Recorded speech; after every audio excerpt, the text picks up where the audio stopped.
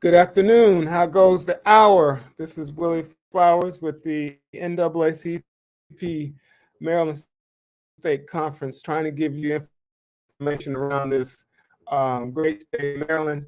But we start talking about what's going on in this world, in this nation, and then we bring it home. And I tried to see what was happening in the world, particularly Black African people, that the United States gave another $775 million Ukrainian war. Now, um, I'm not going to bash the Ukraine or Russia or anybody else, but I do know that $775 million on top of whatever else they have given to Ukraine to fight somebody is a whole lot of money when we have broken communities across this country, a broken social fabric, and we can talk about other major cities that could use $775 million to do just about anything. Now, that's an overwhelming amount. And like I said, in addition to what else they're giving, and this is what we know about. So I, it's painful to know that a priority is given to war in another country by another country when we have challenges going on in our country. And that's the international news that I wanted to report. Now, as a Wyoming, with the daughter of Vice President Dick Cheney and her loss in Wyoming, which everybody expected, but it in some kind of way, her name is Liz Cheney, congressperson there, but in some kind of way, because of the publicity that she has received, she's now eligible and recognized to become the next the Republican nominee. Now, this is consistent with what's going on because there's a lot of power plays happening. As we know, the Bush family and the Trumps don't get along. Cheney is some kind of way, of course, connected to the Trump family, the Bush family. And so this attack has been going on.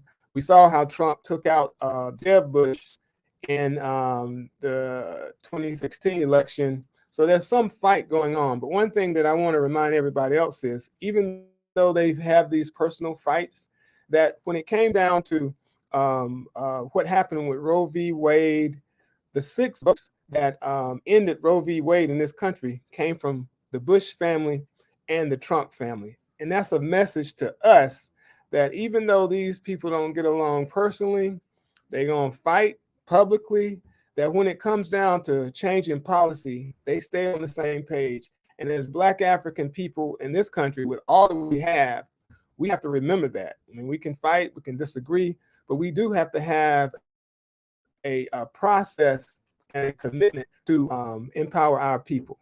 And that's what I want to share about that. Look out for Liz Cheney. She will be running for president. I think that the publicity of what she did with the January 6th committee and the publicity that she's getting now for losing a race in some ironic way makes her eligible. And quite frankly, you don't necessarily need Wyoming to win a presidential election.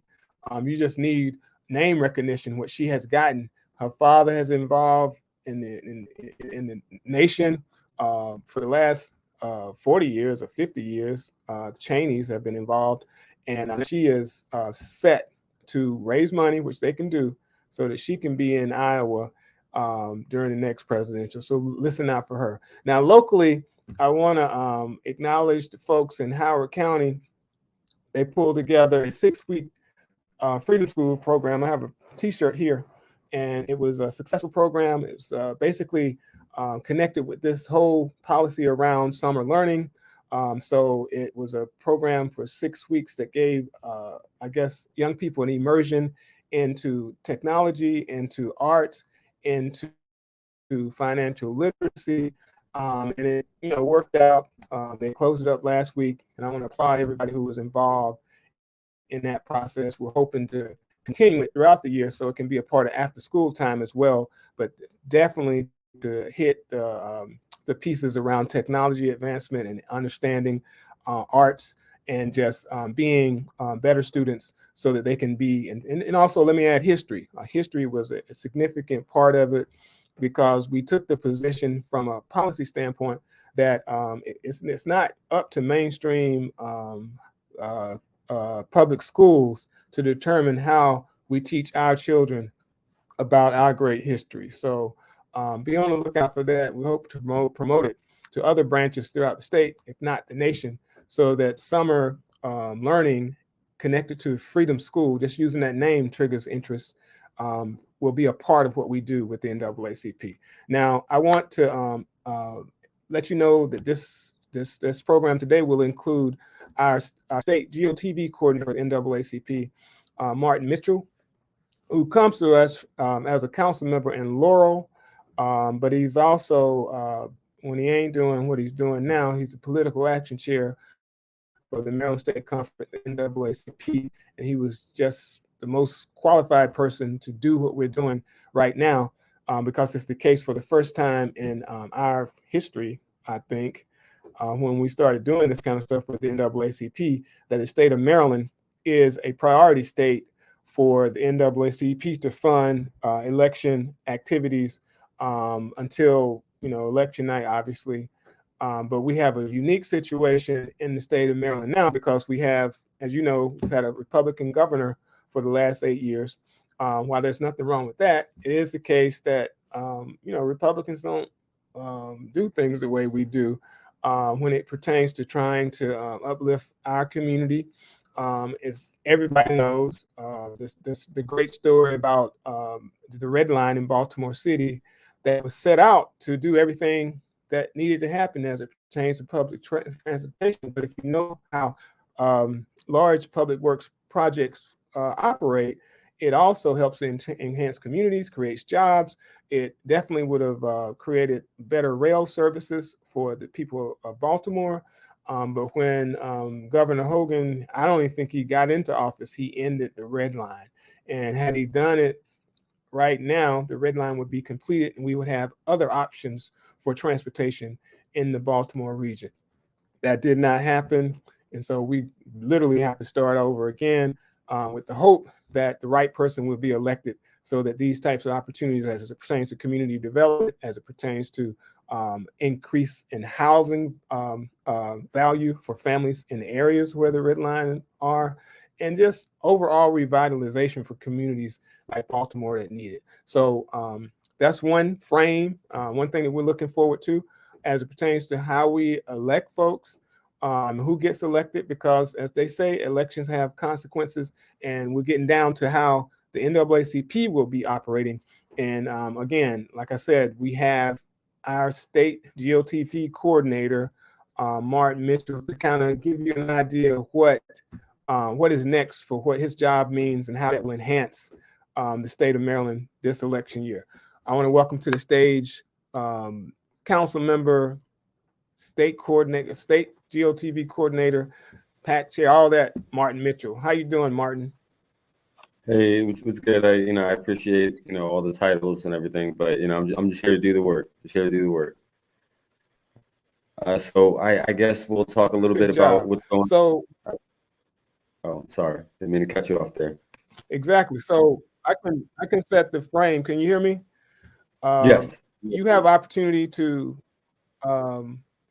inspire the state, particularly branches of the NAACP, to motivate them around election turnout so that things can end up successful, whatever success looks like. You can tell us on election day, because we do know that if Black folks don't come out, Democrats don't get elected.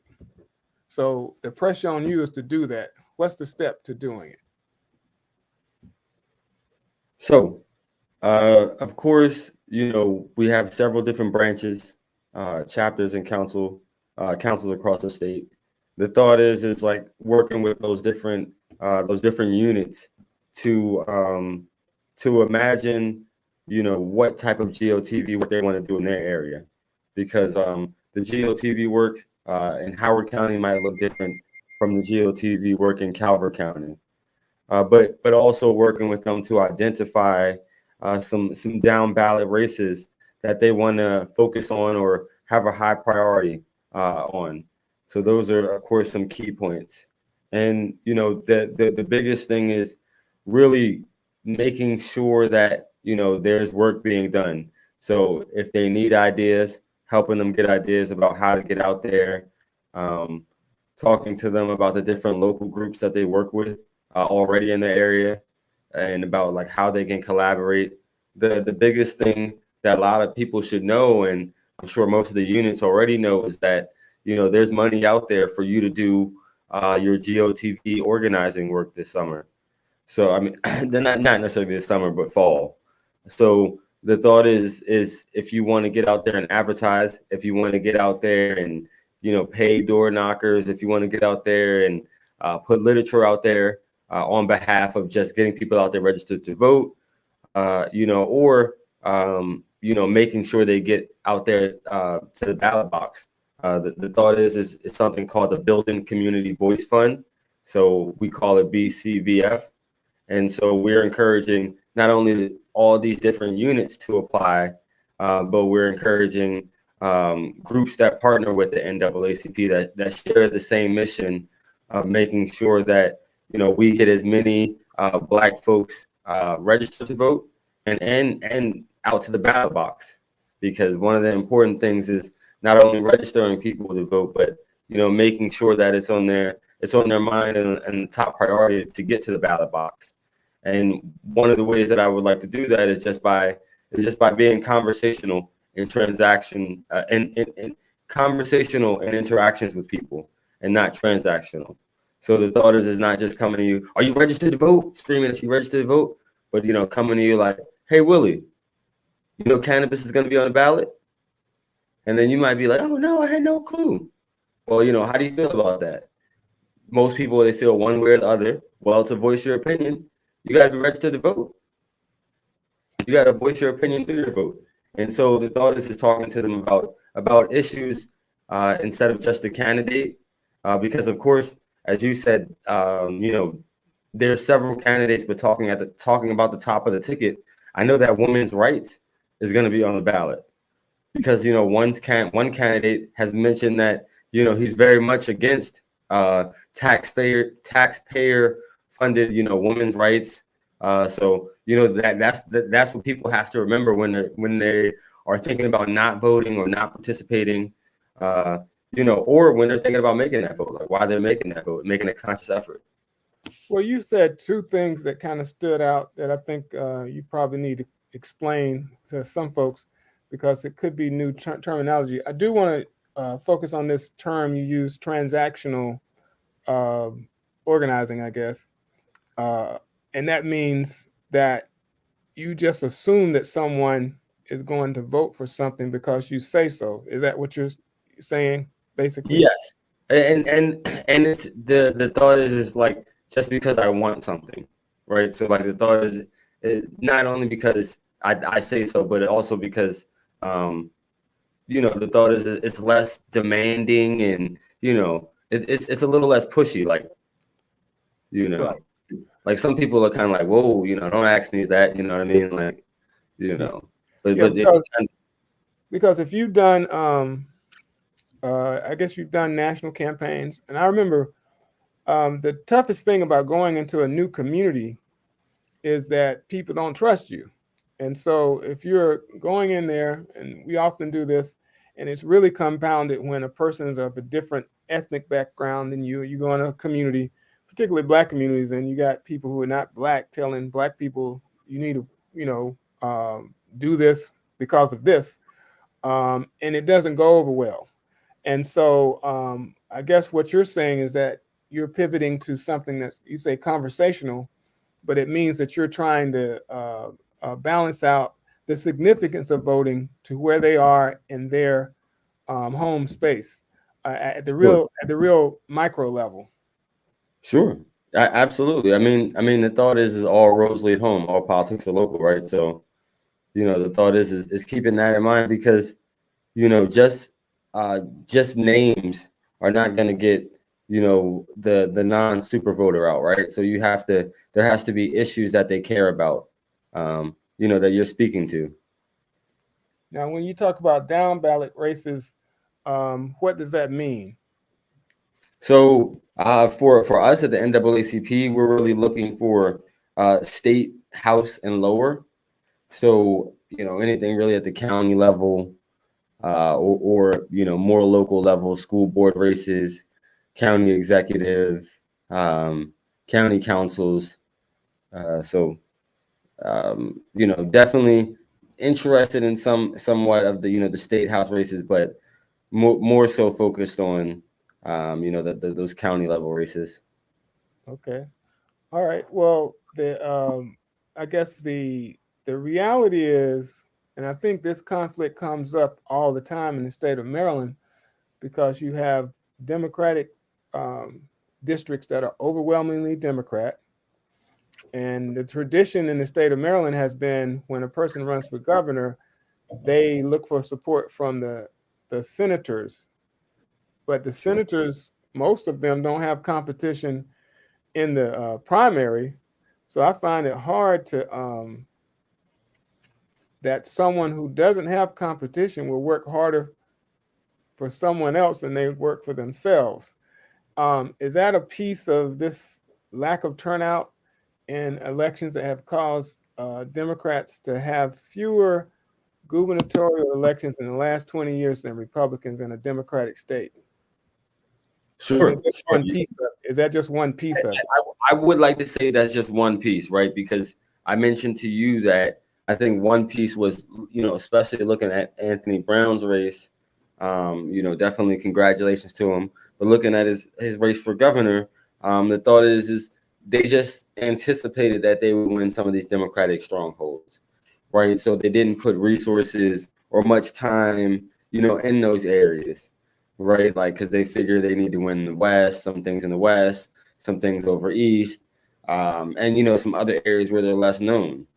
But the thought is like, if I recall, Hogan won several areas in which, like, we would have expected the Democratic nominee to win, right? So, Yeah, I mean, I think that's part of it too, like where we focus on our general election strategy. Um, yeah. I think Beat that plays part of it. he beat he beat Jealous in Howard County in the last election. But again, it's about connections. And so, what we want to talk Well, about also, I guess, one part of your he job is won. building. Mm. What did you say? No, I didn't know he won Howard County. I didn't know he won Howard County over Jealous. I can't hear you. No, I was saying I didn't know he won Howard County over Ben. Yeah, he won. The numbers. Mhm. The numbers were um, well.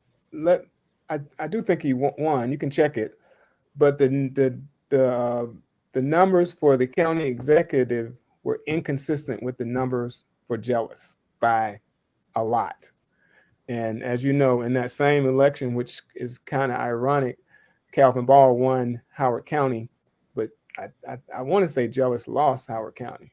So I don't know if there were any coordination, but there was a literate population who said we are going to support Hogan. We're not going to support Jealous, and we are going to support Calvin Ball. So, but we want to shift to talking about coalitions, and I know one of your priority counties, because we talked about the priorities for Maryland being a priority state for the NAACP, but you had to create your own priorities in the state of Maryland, and one of those counties is Wicomico County. And one of the coalition organizations in Wicomico County already doing work is an organization called Faith Over Fear Economic Development. And we are lucky enough to have Miss Angela Morton on the call so she can kind of give you an idea of who is doing some of the work in Wicomico. How you doing, Miss Morton? Good afternoon. I'm doing well. Thank you. Hello. How you doing? Can you give us an idea of what Faith Over Fear Economic is economic empowerment is all about. Yes. Faith Over Fear Economic Empowerment Inc. is about helping minority businesses in Wacomico County just to be more visible and create sustainability. I believe that it's important that you see that Black-owned businesses do exist there in Wacomico County. And just through COVID, we saw the need to keep the Black-owned businesses visible because most of them is their livelihood. Okay, so you're talking to Mr. Martin Mitchell, who needs organization like yours, because I guess as it pertains to the meat of what you're saying is visibility for Black businesses, but Black businesses can't get, I guess, support and be empowered if elections aren't won by people who are sensitive to that. Is that why you're connecting your voter registration stuff to policies for businesses? Yes, I think it's important that the businesses start being like advocates for themselves. You know, all the members all the business members had to be registered voters, you know, and get to know who their local representatives are. So, you know, they can start advocating for the change that's needed. That's wonderful. Okay. So, Mr. Mitchell, what can you do with that? What can I do with that? I mean, um, it seems like connecting them with the branch to do, some coordinated organizing. All right. So, um, how is it? Are there any other examples of organizations that branches should connect with? I guess in these local coalitions. You're asking me, right? Yes. Yeah. So examples of some organizations that we're doing coordinations with, and we will be CASA Maryland, but also I know I think it was Allegheny County and Frederick County. There's a lot of different state and federal prisons, and so organizations that do a lot of like reentry work or um, prison justice work. They're great to partner up with. Like I was connecting them with Out for Justice or Job Opportunities Task Force or Life After Release, because I know that in the last election they were literally going around the state registering people to vote because one, if they weren't convicted, they still can vote, but a lot of times they don't know. And then two, a lot of people who were released don't know that their rights were restored. So that's definitely important to target those, what they would say, low propensity voters. Okay. Okay. Thank you. So so Ms. Morton, your outreach, is it concentrated on one demographic or is it for everyone?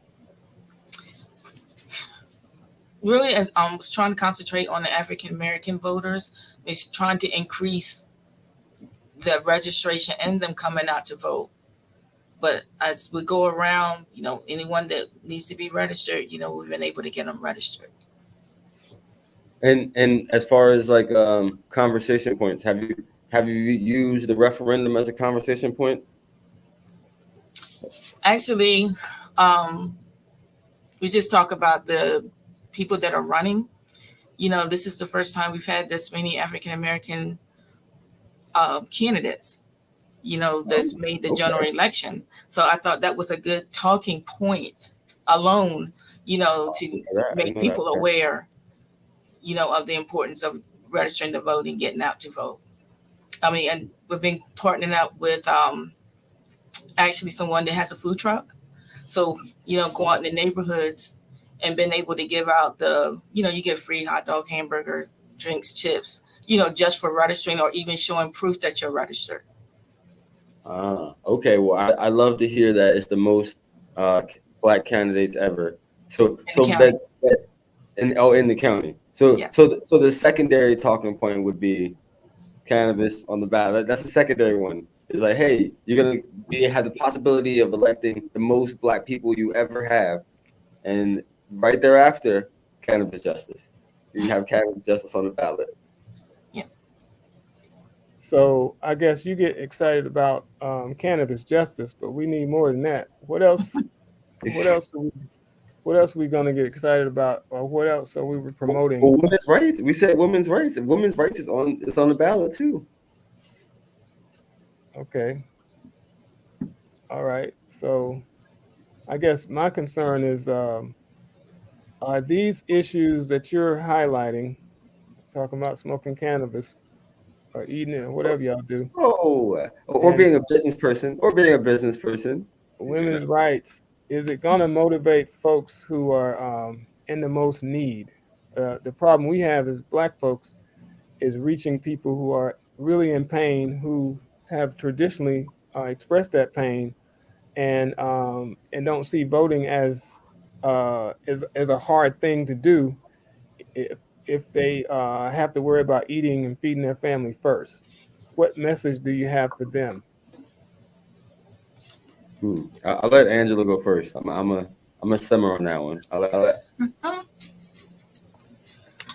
Because, and the reason I ask is based on what you said earlier, it becomes transactional again. Because in this case, transactional means that you haven't figured out a way to inspire someone to be enthusiastic. And enthusiasm, to me, means that the folks that you're targeting are not just going to come out themselves, but they're going to bring their friends and family members with them. And at the grassroots level, as you know, it's the case that if they can't connect to a personality, then that's sometimes hard. And then if you're saying that cannabis is one thing that would trigger them, I guess there's a community that would get cannabis. And then you're saying women's rights is something that could connect with them. I don't necessarily uh, think that's like a triggering matter or issue, particularly if you're not a woman. I'm just trying to say that the people who are in the most pain have the same challenges as they did 4 years ago and 8 years ago. And I'm trying to figure out what message do you have for them that would be motivational so that they feel like they're coming out, and as a result of their vote, something's going to happen. And I open up talking about the red line. And, a lot of local people didn't even know there were efforts toward the red line. And I think that the people who were managing that process didn't go to the community and explain this is the value of the red line to your lives as it pertains to revitalization, as it pertains to property values, as it pertains to their transportation reality being enhanced. And, so there was no grassroots support for the red line when it was being worked on. I want to just make a comment. I think just from what I've seen of getting out to pique people's interest, is there's a need. It's not just when we talk about voting. I just think there's personal needs that are not being met. I mean, just registering, you hear people saying that, how can they find a job? Where can they get food? They don't know like the resources out there. So just being able to kind of connect the dots there will help people. I just think they don't know.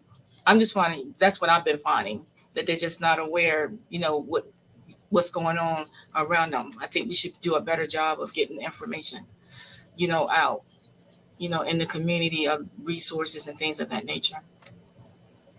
And then as we're doing that, we're talking about voting, but I was also able to provide, just one person like a temp agency looking for a job or a connection on how they could get food. So I think more of going out in the neighborhoods versus having an event and waiting for them to come to you. I think that helps get people registered and in tune what's going on. Okay. That's a good point. I like that one. So, I mean, what about the other pieces of your coalitions? Everybody has a role. You're doing your thing. The traditional, I guess, base for the I guess one of the parties is labor, is black folks, is Latinos. It can be, um, uh, traditional base that could get you over, but we still have the fact that those people don't connect with. I continue to go back to the people in most need and communities that are, have broken social determinants, and they have the challenge of, getting up in the morning. I mean, who's doing that outreach? Who's doing that outreach? I would say several organizations, right? Like I would say several organizations, especially the ones that I was talking about that do the reentry work. Because the thought is like for me, I want to push the next governor, on giving convicted prisoners the right to vote. So the thought of them pushing people that are awaiting trial or people that have left jail or prison, and informing them on their ability, because it wasn't like the state did a public information campaign, on and we know that as far as incarcerating black males between what was 18 to 25, that the state does very well, better than several other states. So I think that's that's an important population for me. I see a lot of people, like men that I've interacted with, that I grew up with, that if they aren't, in prison, they've interacted with the criminal justice system, and some of them feel as though voting isn't important, right? But like, I feel I've gotten some of them involved just from like being like grassroots and just working, in their city. If they came out to a different um a different drive, that we would not only, like she said, have voter registration, but have different resources. So yeah, I mean, I think there's several organizations that are doing the work, but I think that should be the thought is like, how do we get out those unlikely voters? How do we get out those low propensity voters? And the thought is we're not going to just get them out because the sweat of our blood, this blood and sweat of our grandparents, even though that might be the reason I vote. Okay. Well, like I said, um, I mean, I hope, and I hope that part of the process here is that we're looking at, are accepting the fact that Democrats lose when black folks don't come out. They also lose because they don't have a message for black folks to come out. So the notion that you use the term transactional, if you've identified that as a problem, then stop being transactional and really start talking about what, um, as a result of someone voting who is living in a low performing precinct, as a result of them not voting, this is what you haven't got. But when you do vote for us, these policies will change. Now, it's unfortunate now that I guess elected officials or candidates or whoever haven't even gone back to communities and say, because we did this, this is the result. I hope that's happening. Uh, you can tell me it is, but as it pertains to an organization like the NAACP, like Faith Over Fear, saying we need you to come register to vote, and this is what we are going to demand to hold these people that you elect accountable because it's beneficial for your life moving forward. Mm, yes, I like that. Whether you participate, life goes on.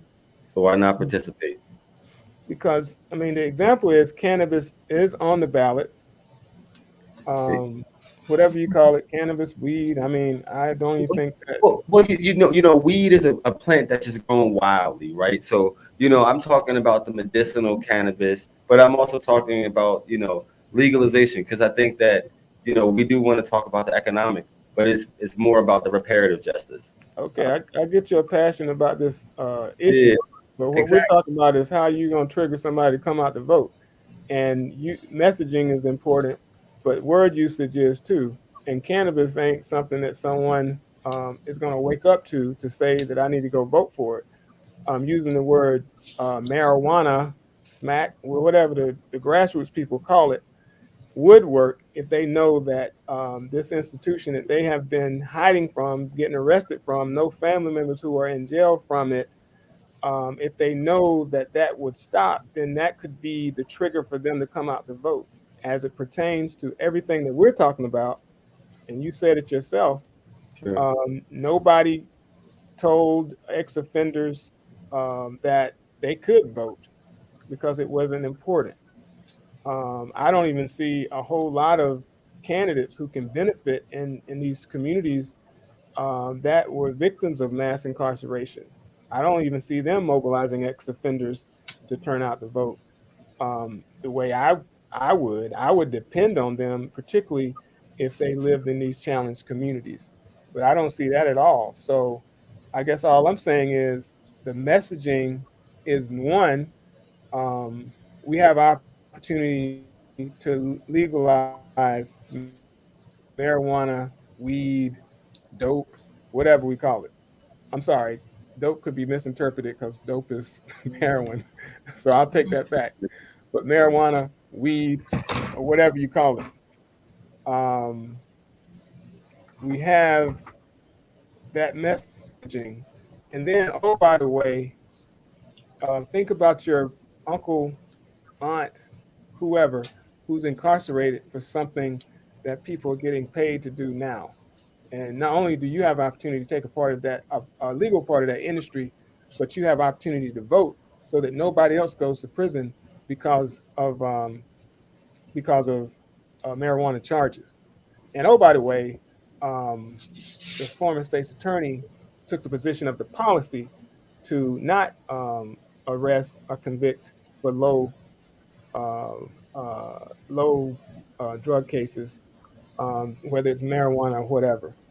And that's an Yeah. example.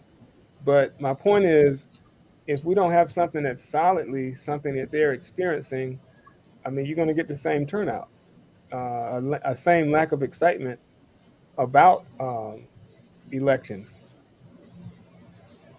To some degree, maybe, but there's also if you could ask 10 Marylanders who, like, if they knew, just 10, you walk randomly, 10 Marylanders, if they knew if cannabis was going to be on the ballot in November, I would willing to bet you half of them didn't.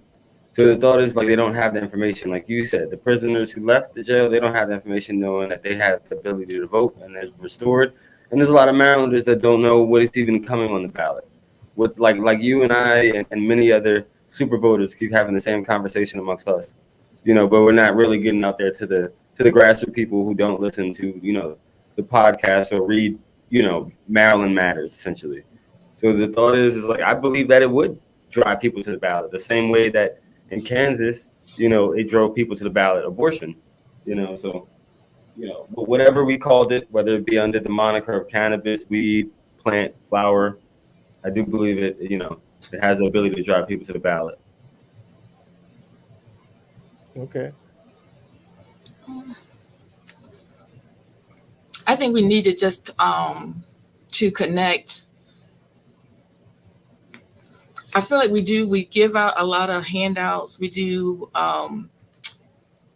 things for the community, but for us, we always handing, I'm gonna just use say backpacks, a food drive. It's nothing wrong with doing that, but when you talk about voting, that helps to propel, um, these things that you're not just only doing that. You keep talking about it. I think we just need to constantly talk about it, not just election time, but just throughout that whole voter education piece is needed. I can relate to, I'm going to use Shaquille O'Neal, for example, when he didn't register to vote until George Floyd died. And I think at that point, that's where I felt like African Americans were seen in across the whole U.S. Because now we're starting to feel more inclusive. So I think that helps, people feeling that. And I think in the communities, if we make them feel inclusive, that they may have something to say they're going to vote for. So. And so that's why I did like voting. The platform through Faith Over Fear is voting is everyone's business, because I feel like we all should be involved in pushing it all the time. Okay. And we're trying to push get power because and that's even another thing to explain. I guess it's consistent with what I'm saying here. The NAACP national organization used the theme "This is power" as if we got it. And you know, when we are in the state of Maryland, you have a Republican governor. I don't think you can say you got all the power, but the process of getting that power is voting. So that's why we're trying to put a spin on it and say get power, and this is your opportunity to do it, and you can empower yourself during an election year to achieve that. So that's kind of our call to action, if you will. Now, uh, so y'all are convinced that, and I'm going to close on this, but y'all are convinced that cannabis is going to be a trigger, that women's reproductive rights is going to be a trigger, and what else? Is that what we Black, settled black, on? black folks on the ballot. Black folks on Mhm. the ballot. Yeah, Yeah. absolutely. Oh, so that's you contradicting yourself now because you the one said about the transactional stuff.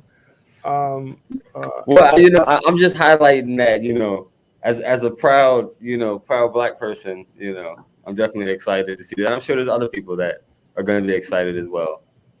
well, okay. Well, like I said, that what I'm trying to tell you is that there has been a black man on the ballot for governor in the last two elections, and they came up a little short. Um, what I'm asking for is, are we going to do something differently? Because it is the case that people rely on this fact that Maryland's a Democratic state, and the Democratic Party is going to do something special that they didn't do in the last two. Now, I also add here that I don't see the enthusiasm that from anybody in the black community. I don't see the enthusiasm. I don't see the anger. I don't see the fire um, that certain people had on January 6th. Some of those people came from across the country, drove. They took a chance on having uh, guns in their car, all kind of contraband in their car and trucks, and basically gave up their lives. Some of them are not going back home for another 3 or 4 years. So they in their delusional mind, they thought they were going to take over the government. Um, Regardless of what we think, they had an impact on the world with those several hours.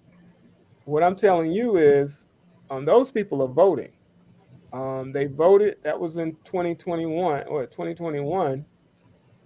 They voted. They lost an election because Biden won Virginia a few months earlier. By the end of the year, in November, that same energy was transferred to an election in Virginia, and they won the governor, they won the attorney, lieutenant governor, attorney, every constitutional officer, and they wiped several board of education seats in the state of Maryland. What I'm trying to tell y'all is, I don't see that type of enthusiasm anywhere to counter it. And I do believe that you either got to max it or you got to do something to undermine it. And I don't think that this guy Dan Cock and his lieutenant governor. I've seen what they've done. This is a man who took a few buses down to January 6th. This lady was a person who attacked a African American superintendent in Queen Anne's County. Spent her day and night trying to give this lady the blues. And so my point to you is that I'll ask you, where is that type of enthusiasm on our side to uplift and make these elections work for Black folks?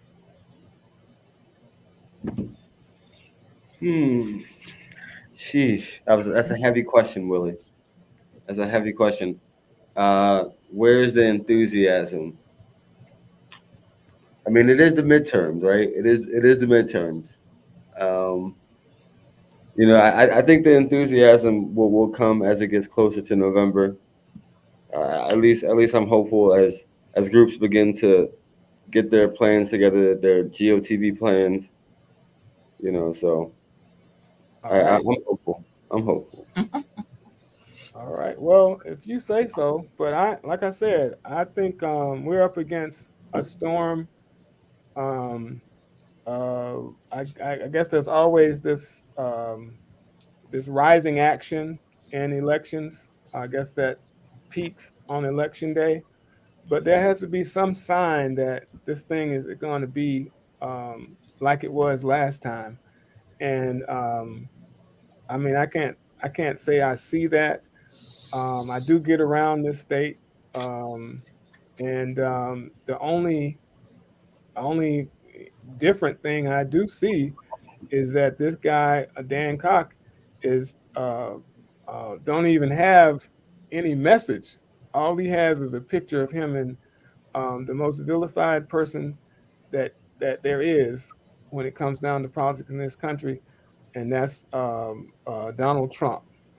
This guy is one denomination by being connected to Donald Trump.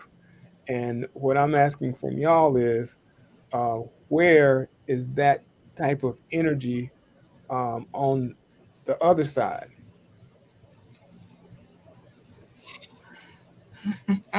Well, here's the thing, right? I feel as though like the Donald Trumpians and the people that support him are like they are overly and outwardly supportive. Like I feel that the Dems, they're a little more quiet, and we're gonna come together, at the last minute. But Donald Trump, he won in many places, right? Donald Trump won in Maryland, but Donald Trump also won in Wyoming. All right. So All right. What I'm gonna do, cause y'all might be too old. I'm gonna invite Dorian Rogers is the president of the NAACP Youth Council for the state of Maryland. I'm gonna invite him on. Hopefully, he has more hot sauce than y'all got, cause y'all. Yeah, I didn't have the good one for that one. But I want to invite him on, let him express himself, because it is the case that we have to connect with young people, first of all, but we have to have a message to do that. Hopefully, he has a message because y'all tripping. Y'all got me scared. So, Dorian, you got the floor. How you doing? We want you to. I hope you heard the first part of this conversation about election 2022 and what we need to happen as it pertains to lining up with the significant coalitions, talking about the base that we need to empower ourselves, talking about low performing precincts, which we didn't detail, but whenever these low performing precincts turn out, black people turn out in these low performing precincts, Democrats win. Dorian, you have the floor. Well, thank you, President Flowers. I appreciate the opportunity. Hello, everybody. My name is Rogers. I am the president of the Maryland State Conference Youth and College Division. So just a little brief recap. This is the umbrella that oversees all collegiate and or youth councils across the state of Maryland. So stretching from the University of Maryland College Park Collegiate Chapter all the way down to the Wacomico County Youth Council that we're working to get set up. But we have well over 50 units as of 2021. So although we've been absent for quite some time, we're rebuilding and reconnecting. So everything that I heard so far, it's definitely paramount that we're not just getting people not only registered to vote today, but on top of that, how are we getting them actively enthused and empowered to ensure that they're holding their representatives accountable through the social contract. And so, just listening to what everybody was saying, what are we doing to hold ourselves accountable to ensure that we're educating, informing, and empowering our colleagues, regardless of their age, regardless of their profession, their background, their academics, to, again, get out to the polls, not just for the presidency, of course, it's midterms, but when we're talking about the gubernatorial, but then also our county councils and our city local governments. I know one of the things that we're really observing right now is Wacomico County. As you guys know, John Pesota lost to a candidate that is very much Trump back. And that's somewhat scary, especially when we're talking about, again, the values of having an intersectional society, ensuring that we are promoting a more equitable, accessible, and inclusive place for all peoples. And so, it's very important that we're providing the tools and resources for individuals to make sure that they're not only casting their ballots, but they are following up with their public officials to, again, formulate a government that they wish to see as a democracy we claim to be. And I think Ernie Davis, he is the Democratic person running against Joe Giordano for Correct. Wicomico County exec. If he wins, he would be the first African American to hold that Wicomico County executive position. So you're trying to get people like hyped up about the whole thing, the whole election period down there. And it's paramount. We make sure that we are whatever candidate that people vote for. Now, granted, again, they need to make sure that they are upholding the notion of an intersectional community and supporting our multicultural communities. But whoever an individual votes for, they need to make sure that they are held accountable to those standards. And, although the NAACP is a nonpartisan organization, it's paramount that, again, if we have candidates that don't stand on those values, then why are we electing them to office? Now, I'm just going to be very blunt. We need to make sure that whatever candidate is running, because Mr. Davis, he needs to make sure that he upholds himself to those principles, especially when it pertains to our youth that are in the county. I know Salisbury University has been going through a lot of things when it pertains to, again, reaffirming diversity, equity, accessibility, and inclusion, and there's been some silence. And so, we need to match the energy, but also we need to make it clear that, when we vote for a candidate, what are we going to do to continue to follow up with them through their campaign to uphold their promises? Because just because they're Democrat, that's not enough. I think we're seeing that in Wicomico County because we had some strategies play out by individuals in different professions that they have been pushing people to vote Republican in the primary and to switch parties, then vote Republican to dull down the threat of, I can't pronounce her name, but Giordano, and as a Salisbury alum myself, and she is one as well, it's very scary because, again, we pride ourselves on those values. So, Well, I guess my question to you is, and what they need help with is how to mobilize these young people. What do you have in your box of tricks to do that? So ultimately, I believe there needs to be great cohesion between the county branch, the collegiate chapter in the area, but then also the organizations that are already on the ground to, again, empower our youth. For example, Phoenix Youth Project is a very prominent nonprofit organization run by CEO and director Amber Green. She's very connected with the youth. And with that, it's not just, ensuring that they are successful in the short term, but within the long term. Why is that important with, again, mobilizing people, especially our intersectional youth, to the table? It requires all of us to recognize that youth is not one monolithic group. Youth is very diverse. You have people of different backgrounds. You have people of different sexual orientation, people with disabilities, like any other person in our community. But we need to make sure that we are able to empathize and to recognize those differences, that diversity. Because once we do that, then we need to factor in what are we doing to equitably, accessibly, and inclusively include them to the table so that they know that the ballot is important, that they know that they have power behind it.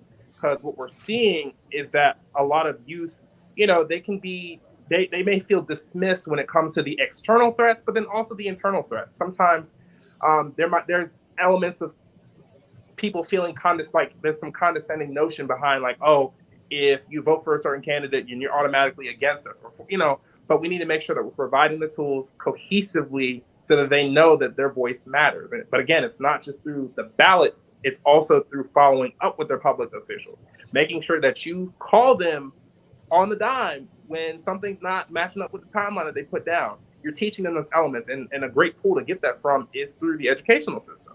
As flawed as it is, a lot of the schools, a lot of the stuff that you're learning in those classrooms, it applies to, again, being an engaged individual. You can use that to transform the system, but in order to do that, you need to know how the system works. So those are some tricks that I have in my sleeve. So I guess what is the message? We were talking earlier about messaging and what could trigger turnout and enthusiastic turnout for this election. You can let me know. They mentioned cannabis. They mentioned reproductive rights for women. They also mentioned, what else was did he talk about? Are these messages that can inspire young people to come out to vote?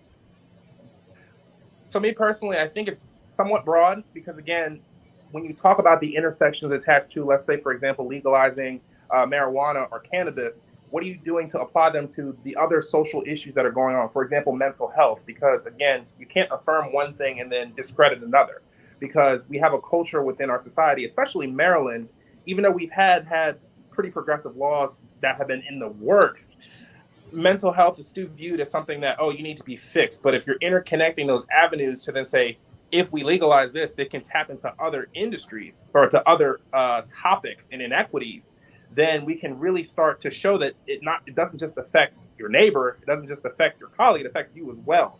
So how do you interconnect those I guess specialized agendas or specialized topics to then reaffirm the importance of, again, getting involved in your elections on the local and state level?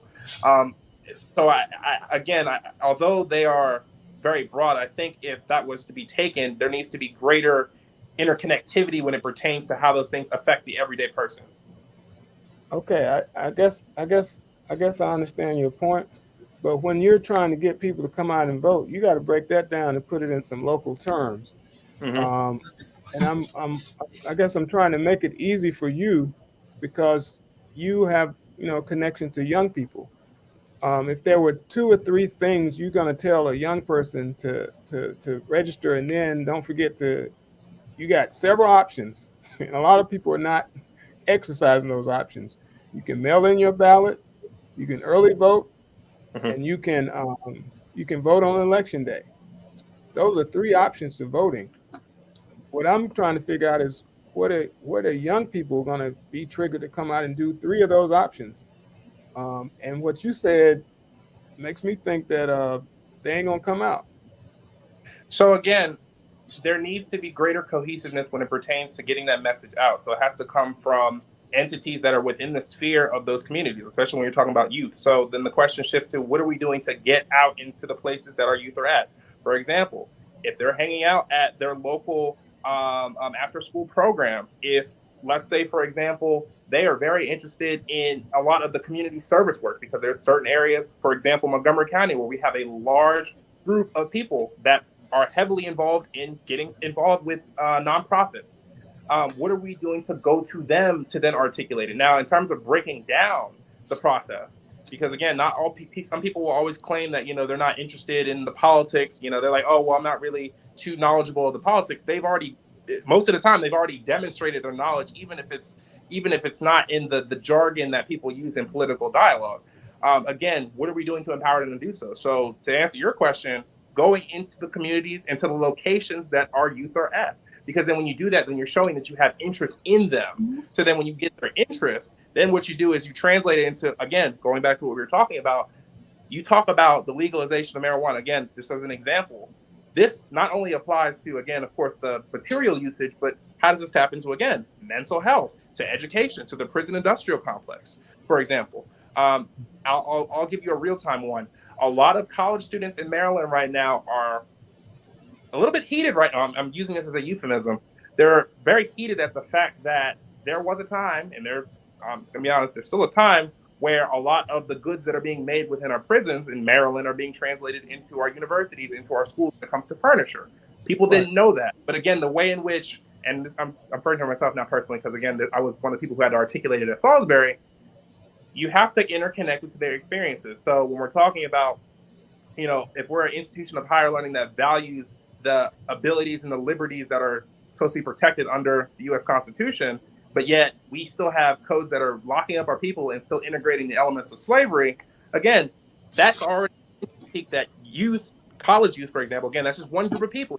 Also recognize people who may not have gone to college. That's an interest. So what are you doing to translate that interest over? And then to break it down to a way where it makes sense, whether it's programming. For example, let's talk about Voting Tuesday. I mean, I just threw it off the top of my dome, but, if people like food, how do you interconnect food insecurity with, again, the power of the ballot and following up on your vote to ensure that your candidate, regardless of if they get in or get out, continues to fight for those things? Because what I've noticed is, youth in particular, just as the focus group we're talking about, they notice what's going on. It's just a matter of, again, giving them the tools and resources to follow up, because they're seeing a lot of people come out and saying that they're running for positions, but they don't see them after that. What are we doing to hold them accountable to continue to deliver the promises? Okay. All right. Well, like I said, I think we have a situation where we all have to have all hands on deck. The idea, again, behind the interest in the NAACP making Maryland a priority state is for us to figure it out, and we have a lot of work to do and a short time to do it in. I think it's 100 days or less, and we've got to figure out how to make that happen. So I guess I'm dispatching all of you to to get that together because we're gonna need all these folks to come out and vote. Or in the worst case scenario, we have a Trump-backed um, candidate who's going to run our state for the next 4 years. A Trump-backed candidate who has already put on display his disgust for this country, his lack of trust for our institutions, and his lieutenant governor who doesn't care about what you're saying about interconnectionality, doesn't care about diversity, equity, and inclusion, and doesn't care about empowering people who are not in power. So that's what we're faced with. And if we can't get a message out to stop that, then we all need to give up our jobs about trying to say that we're organizers, because that's what we need now, especially if you're a Democrat in a Democratic state full of Democrats, and we can't keep out a person who embraces Donald Trump. And you know, So we as we're I'm sorry. go ahead. Go ahead. And we, over the last couple of weeks, we've been meeting with state senators and delegates, and you know, it's no secret, out of full transparency, for the most part, it's been Democrats. You know, so again, although we are nonpartisan, who is investing their time to again come before us, especially if we reach out in that olive branch? But you are correct and you're accurate on the notion that again, regardless of our affiliation, you know, if candidates do not back those values, then they obviously should not be in office. And you know, every party that we reached out to, because we reached out to the Moore administration, we reached out to the Libertarian candidate and the Independent, but the only ones that didn't reply was, of course, Dan Cox and his administration. Still, as of yet, and that might change, but that again, that's a paper trail to reaffirm the notion that is that a priority: diversity, equity, accessibility, and inclusion. So. Right. Well, that's it. We have our hands full. We got a lot of work to do, and we're gonna need to come together to make this a better election than the last two. So I look forward to working with everybody to make that happen. But we got to be enthusiastic. We got to figure out who our coalition partners are, and we have to have a message that's going to trigger enthusiastic turnout. So I wish y'all luck out there. Thank you for coming on this show, and let's make it happen for the people who need it. And hopefully we can inspire them, figure out a way to inspire them to come out and vote, and then deliver to them the hope that they have in our system, which is waning. But we have to be the representatives to make that work for them. All right. I Thank want to you. thank y'all. Thank y'all for the hour, and we'll look forward to getting reports from y'all out there in the field. Thank you a lot. All Take right. care. Thank you. Thank you all. Have a good